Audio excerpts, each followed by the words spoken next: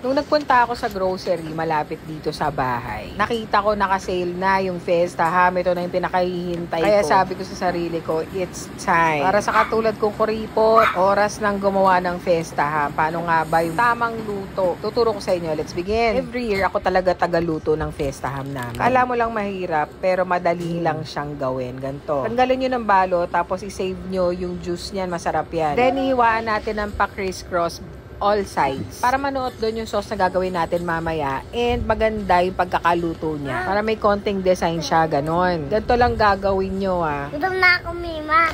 Then, we will need sliced pineapple. Open lang natin, set aside. On a medium heat pan, isi-sear muna natin yung ham para mag-brown siya. Basta gagawin nyo to on all sides, ikot-ikutin nyo para brown lahat. Then, isi-sear din natin yung pineapple para mas masarap. Sabay mo na yung juice na nakuha mo dun sa Fiesta Ham kanina, yung tinabi natin. Simmer hanggang matuyan, then tanggalin yung pineapple. Nakulakan ako sa sauce, dagdagan natin pineapple juice unsweetened. Then, ito optional, 1 tablespoon of brown sugar. Cover and simmer for about 15 minutes or pag nakuha mo na yung luto na gusto mo and you are done, design na natin para Paskong-Pasko yung datingan. Kahit June pa lang ngayon, celebrate natin.